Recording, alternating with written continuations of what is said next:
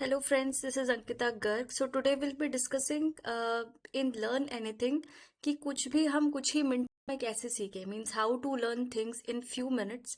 Secondly, what is the proper strategy to learn quick recall and write? किसी भी तरीके से हम कैसी भी चीज़ों को कैसे याद रखें, कैसे हम उनको रिकॉल करें और लिखें कैसे. तो कुछ हम strategies आज की वीडियो में will discuss. So let's start today's video. So first of all, in Learn Anything app, we are targeting to make student learn with the help of pictures, so that a student can recall anything in an easy way. तो अभी यहाँ पे हम कुछ strategies आपको बताएंगे जिसमें normally toppers उस चीज़ को लेते हैं या फिर करते हैं, जैसे कि एक्टिव रिकॉल हो गया. Active recall is a thing in which instead of reading the same chapter repeatedly, तो toppers quiz themselves and actively they retrieve the information from the memory. Second is Feynman technique. So this is very helpful to explain in simple words as if the teaching a friend, or if you can teach मतलब आपने कोई भी एक topic पे पढ़ाई कर ली, उसके बाद आप अपने किसी फ्रेंड को या फिर आप अपने किसी कजिन को या भाई बहन जो भी आपके साथ है उनको आप समझा सकते हैं, सिखा सकते हैं. आप अपने पेरेंट्स के साथ भी एक्टिविटी कर सकते हैं. Third one is we have focus study session in which one have to study in distraction free intervals by using some techniques which is also known as Pomodoro method. तो ये method कुछ ऐसा है कि आपने पहले ही डिसाइड करके रखा है कि आज मेरा टारगेट है इस चैप्टर को मुझे ख़त्म करना है, तो आप उसको बहुत छोटे छोटे कुछ मिनट्स में आप डिवाइड कर सकते हैं. जैसे 25 मिनट ही आज मैं इसको पढ़ूंगा, उसके बाद थोड़ा ब्रेक लूंगा, फिर मैं इसको रिपीट करूंगा. तो ये एक आपका फोकस रहता है कि आपको पता रहता है कि यही चैप्टर मुझे आज पढ़ना है. Then we have practice with past papers. तो practice with past paper is कि आप उन्हीं प्रीवियस पेपर्स जो आप, जैसे अगर आप बोर्ड की तैयारी कर रहे हैं या किसी कॉम्पिटिटिव एग्जाम्स की तैयारी कर रहे हैं, तो आप बार बार ये देखेंगे कि वो एग्जाम मैं कर पा रहा हूँ कि नहीं, मतलब whether I am capable to do that और not.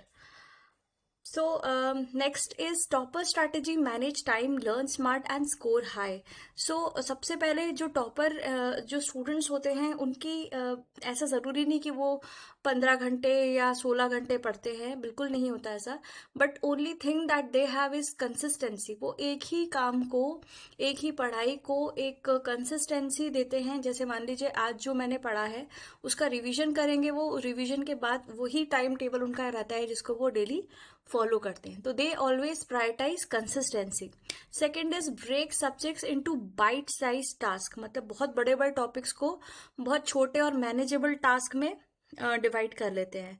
Third one is isolate the study session from the distraction. तो toppers eliminate the distraction and create a focus environment to study deeply and make the most of every minute. So किसी भी type का distraction से बचना है, जैसे आपका mobile है, आपका लैपटॉप है, आपके टैब है, कोशिश कीजिए इन चीज़ों को आप बिल्कुल साइड में रख के ही पढ़ाई करें, तभी आप उनको फोकस करेंगे. वरना आपका हमेशा एक ध्यान जाएगा कि मेरा कोई मैसेज आ रहा होगा, मेरे कोई फ्रेंड का गेम स्टार्ट होने वाला है उसके साथ. तो इन सब चीज़ों से आप at least whenever you are study, whether you are studying for 20 minutes, 15 minute, half an hour, आप उस टाइम पे इन गैजेट से थोड़ा दूर रहिए. Next we have is beautiful hand writing is very important. कोई भी प्रेजेंटेशन हम तभी दे पाते हैं जब हमारी राइटिंग बहुत अच्छी हो. And for hand writing it is very important to practice writing in a better way. तो सबसे पहले तो हो गया डेली प्रैक्टिस, फिर read authentic text, structured grammar building, proof read carefully, be patient and stay motivated. तो सबसे पहले जो भी आपकी हैंड राइटिंग है उसको आप इम्प्रूव कीजिए, आप कोशिश कीजिए उसको लिखने की.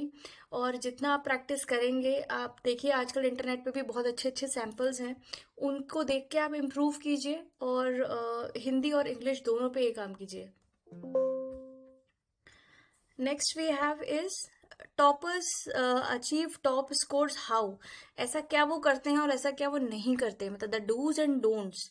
तो डूज में सबसे पहले अगर हम स्कूल की बात करें तो दे स्टडी एनसीईआरटी थरोली, क्योंकि एनसीईआरटी को एक बेस माना जाता है किसी भी कॉम्पिटिटिव एग्जाम का.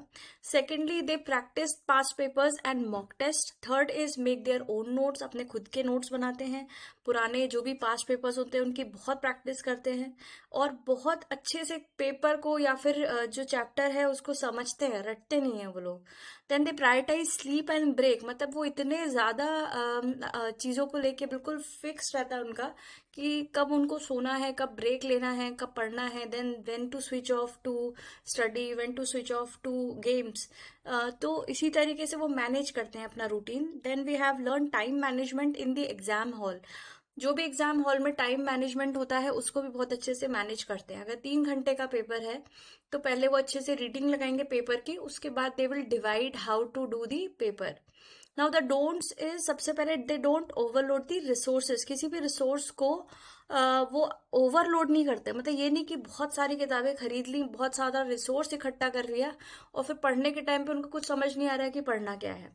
Second is don't postpone chapters, avoid leaving tough chapter for the last minute, finish the subject well ahead of time.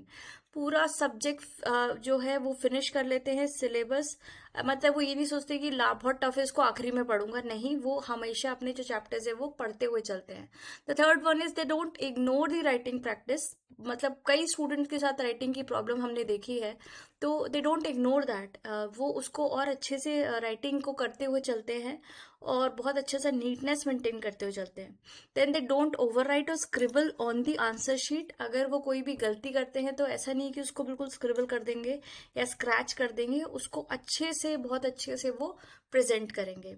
Then fifth one is they don't compare themselves. किसी से भी वो कंपेयर नहीं करते. उनको पता है वो खुद एक इंडिविजुअल आइडेंटिटी है, तो वो कभी कंपेयर नहीं करते, इसलिए वो हमेशा मोटिवेटेड और कॉन्फिडेंट रहते हैं.